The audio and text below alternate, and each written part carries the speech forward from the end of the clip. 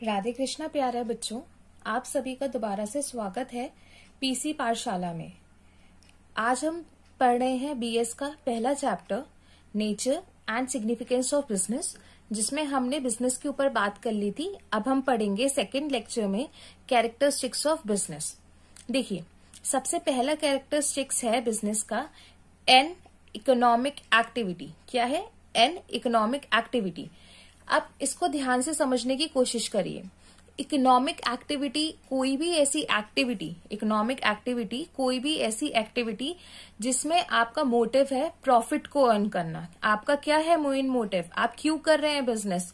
ताकि आप प्रॉफिट को अर्न कर पाए। इकोनॉमिक एक्टिविटी कभी भी आपसे पूछा जाए, कोई भी ऐसी एक्टिविटी जिसमें आप पैसा कमाना चाहते हैं, प्रॉफिट कमाना चाहते हैं, तो वो इकोनॉमिक एक्टिविटी है। और कभी कभी लोग पूछ लेते हैं ऐसे ही, नॉन इकोनॉमिक एक्टिविटी क्या होता है? जिसमें आपका मेन मोटिव पैसा कमाना नहीं होता। प्यार, लव, अफेक्शन, इन सब चीजों के लिए आप जो करते हैं वो नॉन इकोनॉमिक होती है। पर बिजनेस का फर्स्ट कैरेक्टरिस्टिक्स क्या है कि हमारा जो मोटिव होता है वो प्रॉफिट अर्निंग होता है, तो इसीलिए एक इकोनॉमिक एक्टिविटी होती है।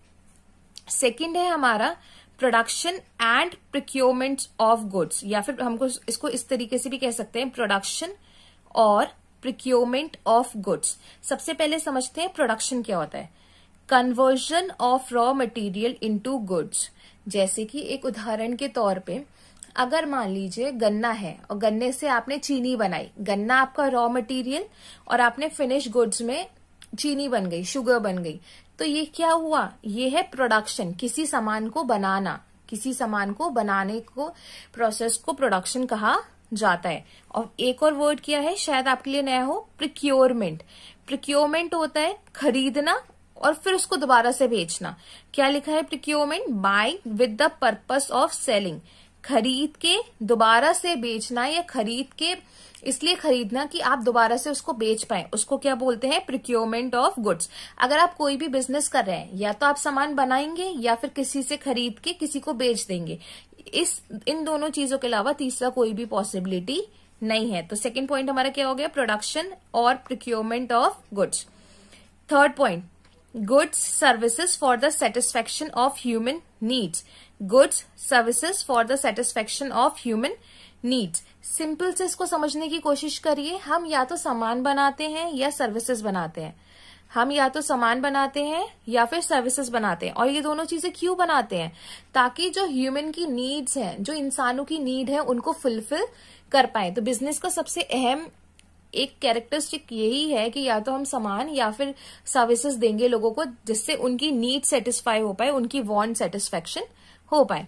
Fourth point, regular basis. Fourth point is regular basis, that is repeating. इस चीज को थोड़ा समझिएगा। कभी कभी ये केस स्टडी में भी आपसे पूछ लिया जाता है। यहाँ पे सपोज करिए, एक एग्जाम्पल से समझते हैं कि आपने एक फोन लिया जो कि बहुत अच्छा फोन था, लेटेस्ट फोन था। आपने 15,000 का लिया और अचानक से उसकी डिमांड बहुत है। आपका दोस्त ही आके आपसे बोलता है, भाई मुझे दे दे, मैं 15,500 का मैं तुझसे ले लूंगा। आपने कहा ठीक है। आपने कहा मुझे तो प्रॉफिट हो रहा है। आपने उसको 15,500 का बेच दिया। तो अगर वैसे देखे, खरीदा 15,000 में और बेचा 15,500 में, तो 500 रुपए आपका प्रॉफिट हुआ। आपको अच्छा लगा, तो क्या ये आपका बिजनेस होगा? नहीं। आपने कोई भी चीज वन टाइम करी है और भले उसमें प्रॉफिट क्यों ना हो गया हो, वो आपका बिजनेस नहीं होगा। बट यही काम आप बार बार करने लग जाओ, फिर से दोबारा फोन खरीदा, फिर से दोबारा बेच दिया, फिर से खरीदा, फिर से बेच दिया, तो ये बिजनेस होगा। पर वन टाइम प्रॉफिट एक्टिविटी को बिजनेस नहीं कहते हैं। इसीलिए यहाँ पे क्लियरली डिफाइन किया गया है कि बिजनेस तभी बोला जाएगा जब कोई भी चीज रेगुलर बेसिस पे हो। अगर वो रेगुलर बेसिस पे नहीं है तो उसको बिजनेस के अंदर काउंट नहीं किया जाएगा।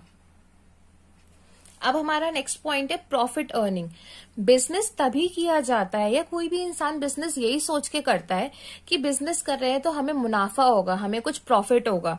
तो बिजनेस का अगर मोटिव प्रॉफिट अर्न करना नहीं है तो फिर वो बिजनेस भी नहीं है। बिजनेस में 99% यही देखा गया है कि प्रॉफिट अर्निंग ही लोगों का मेन मोटिव होता है। Business should be done with the motive of earning profit. And the very last one is uncertainty of return और रिस्क। आपने बिजनेस में पैसा लगाया, आपने बिजनेस में कैपिटल लगाई, बट क्या आप इस चीज को लेकर श्योर होते हैं कि आपका प्रॉफिट ही होगा? पूरी चीजें असर्टेन है। जैसे कोविड के टाइम पे सब लोगों का बिजनेस में पैसा लगा हुआ था, बट नहीं, ये चीज तो नहीं हुई ना कि सभी को प्रॉफिट हुआ है, बहुत लोगों को लॉस हुआ। बिजनेस का अपने आप में मतलब ही यही है, आप रिस्क लेते हैं। क्यों लेते हैं? ताकि आपको प्रॉफिट हो, बट जरूरी नहीं है, कोई गारंटी नहीं होती कि आपको रिटर्न में प्रॉफिट ही होगा। हो सकता है आपको लॉस भी हो जाए। तो हमेशा बिजनेस में ये बोला जाता है कि हाँ, हो सकता है घाटा हो सकता है मुनाफा हो।